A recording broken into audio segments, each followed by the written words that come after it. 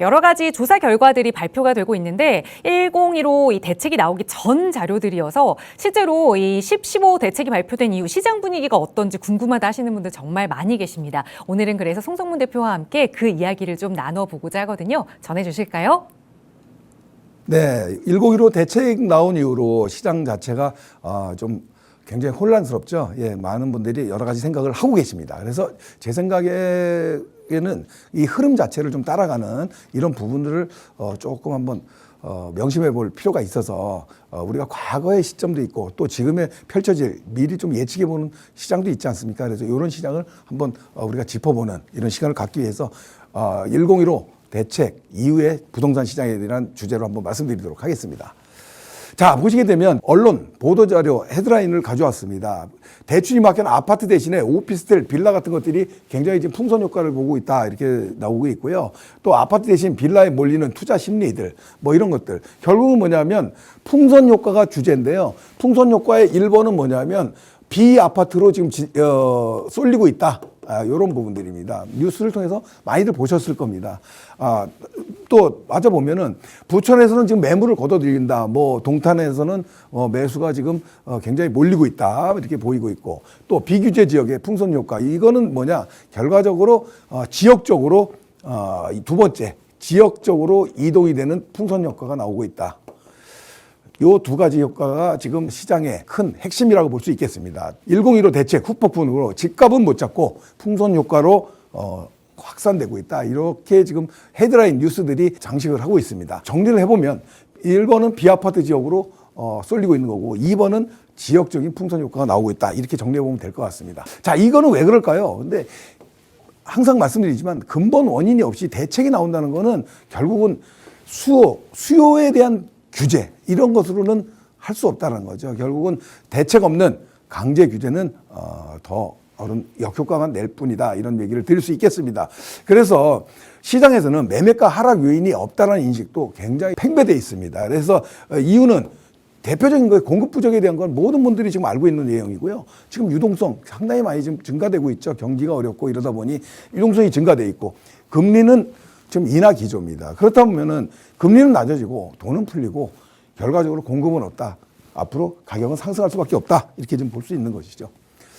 자, 비아파트에 대한 풍선 효과 첫 번째로 한번 알아보겠습니다. 그래서 보게 되면 연립 다세대 오피스텔 이런 걸 얘기하는데요. 사실은 오피스텔보다는 빌라 쪽에 수요가 지금 많이 몰리고 있습니다. 거기도 이유가 있죠. 재개발이 되는 어떤 이런 중심지 이런 지역들이 좀 많이 오르고 있다. 쏠리고 있다. 이렇게 보면 될 것 같습니다. 이거는 빌라, 연립이나 다세대 주택 거래량하고 이제 거래 금액의 변화를 보여주고 있는데요. 연도별로 보여주고 있습니다. 한 5년 전부터 보여주고 있는데 조금 주춤했다 다시 이렇게 상승하는 이런 양상을 도표로 좀 볼 수 있고요.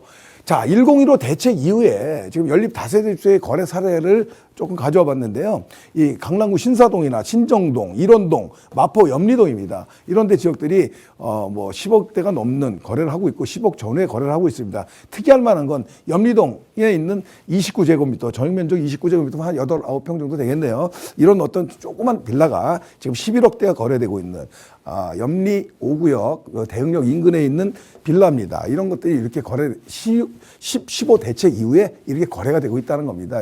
여기 11억에 소형 빌라가 거래되는데 이거는 지금 사업 단계가 상당히 막 진척된 곳이 아니고요. 지금 인재 구역 지정 단계에 있는 곳입니다. 그래서 이렇게 초기 재개발 지역도 이렇게 비싸게 거래가 지금 되고 있는 사례를 보여드리고 있습니다. 자, 비아파트에 대한 풍선 효과는요. 일단 아파트 진입이 현실적으로 어렵다는 거는 이제 모든 분들이 알고 계실 겁니다. 그래서 실거주자 입장에서는 대출이 안 나오죠. 대출을 줄여놨기 때문에 투자자 입장에서는 대출도 안 되지만 세제 중과가 있습니다. 뭐냐면 지금 조정지역 같은 경우에 취득세 중과라든가 이런 것들이 있기 때문에 또 양도세에 대한 부분도 있겠고요.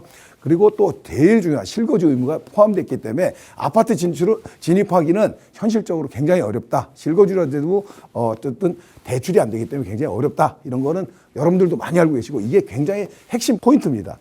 자, 실거주가 안 되고 또 어렵기 때문에 소액 투자, 세제 혜택을 받을 수 있는 재개발로 이래서 풍선 효과가 지금 나오고 있다 이렇게 보는 것입니다. 그래서 재개발이 가능한 아까도 설명드렸듯이 초기 단계에 들어가야 되는 건 맞고요. 1억에서 한 3억대 정도의 빌라들, 재개발 지역의 소형 빌라들이 굉장히 지금 갭 투자를 많이 하고 있다 이렇게 보시면 될 것 같습니다. 이거는 주택수가 제외되고요. 청약시 이제 무주택이란 혜택도 볼 수 있고 또 주택임대사업자를 활용하면은 다주택자도 투자를 할 수 있는 이런 길이 남아 있기 때문에 여러분들 아파트 가격이 많이 오르고 지금 접근하지 못한다고 해서 지금 투자를 안 하고 있는 것은 전혀 아니다 이거 보시면 될 것 같습니다. 자, 비규제 지역의 아파트 풍선 효과입니다. 좀 전에는 지금 우리 서울 지역 내에 이런 비아파트 시장으로 풍선 효과고요. 이번에는 비규제 지역으로 아파트, 다른 지역으로 풍선 효과가 좀 일어나고 있는데요. 주목해 봐야 될 것이 지금 GTX 라인으로 보시면 될 것 같죠. 일산 지역이 있고요. 이 아래쪽으로 용인, 기흥, 요 밑에 쪽으로 뭐 동탄이 있겠죠.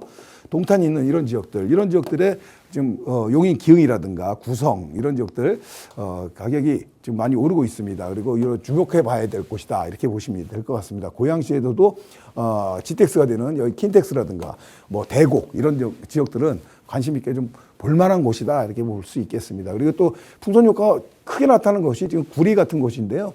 구리 이런 지역들은 지금 뭐 매물이 1억, 2억씩 지금 호가가 높아지고 있는 이런 양상 보이고 남양주 같은 경우에는 지금 다산 신도시 지금지구, 진건지구 같은데 지금 수요가 좀 들어오고 있다 이렇게 보면 될 것 같습니다. 여기서 우리가 제일 좀 눈여겨봐야 될 지역이 있는데요. 이 아래쪽 지금 서울을 제외한 투기 규제 지역이요. 대부분 강남권과 연계된 아래쪽 부분입니다. 보시게 되면은. 그래서 우리가 경부 라인 벨트라고도 하죠. 그래서 과천이라든가 뭐 이런 지역들, 우리가 성남이라든가 뭐 이런 지역들이 판교 이런 지역들이 굉장히 가격이 비싸게 거래되는 게 입지적인 장점 때문에 그렇지 않습니까? 그래서 이런 부분들이 있는데요. 안양이 광명과 과천 사이에 있는 안양에 있는 좀 전에 설명드렸듯이 만안구 같은 경우에는 지금 규제 지역에서 벗어나 있기 때문에 굉장히 핵심 지역인데 한번 좀 강조드릴 수 있는 이런 곳이다 이렇게 말씀드릴 수 있겠습니다. 자, 아파트 풍선 효과에 대해서 정리해드리면요. 교통 호재가 있고요. 강남권 근접 입지들 지금 설명 많이 드렸죠. 교통 호재는 GTX가 가장 대표적인데 GTX A라인 노선에 지금 진행되고 있는 곳들 좀 눈여겨봐야 된다 이렇게 볼 수 있겠고요. 자, 이런 소형 아파트들이 굉장히 지금 집중해 볼 필요가 있는 상황인데요. 이런 소형 아파트라고 무조건 좋은 건 아니고요.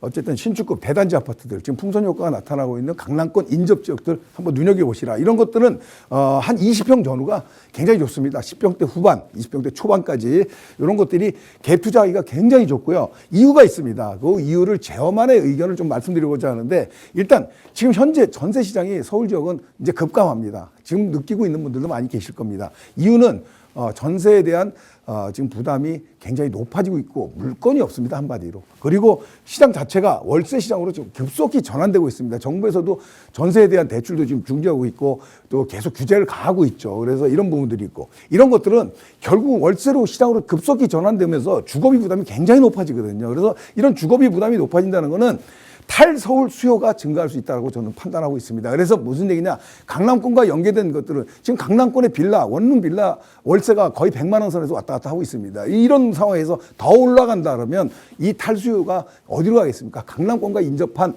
경기권의 지금 비규제 지역을 눈여겨보라는 이유가 바로 그 이유입니다. 그래서 신축급 브랜드 그냥 나홀로 있는 아파트가 아닌 브랜드 대규모 단지에 갖춘 지금 예를 들자면 송파구에 있는 엘리트에 있는 리센치에 있는 14평 뭐 이런 아파트들을 얘기하는 겁니다. 이런 대단지 선호도가 높기 때문에 지금 정말 저렴한 금액 뭐 1억 전후에서 갭 투자가 가능한 아직 저평가되어 있는 아파트들이 분명히 있다. 그래서 그걸 좀 찾아보면 좋을 거다 생각이 들고요. 무주택자는 투자금에 부담이 없을 것이고 1주택자는 투자금 플러스 지금 비규제이기 때문에 취득세에 대한 강력한 혜택을 볼 수 있습니다. 그래서 이런 부분들이 지금 우리가 눈여겨볼 포인트라 이렇게 좀 얘기할 수 있겠습니다. 자, 한마디로 결론 내리겠습니다. 규제로는 시장을 이길 수 없죠. 그래서 유망한 비규제 지역 소형 아파트 갭 투자. 소형 아파트라는 거는 20평 전후에 아주 10평대 후반, 20평대 초반까지를 얘기하는 겁니다. 갭 투자 좋은 지역은 오케이다. 그리고 서울 공급의 키는 재개발, 재건축에 있다. 재개발, 재건축 중에서도 재개발의 포인트를 보시면 될 것 같고요. 초기 재개발 지역에 소액으로 접근하고 그런데 선점하고 먼저 찜하는 이런 전략이 지금 꼭 필요한 시점이다. 이렇게 마무리 짓겠습니다.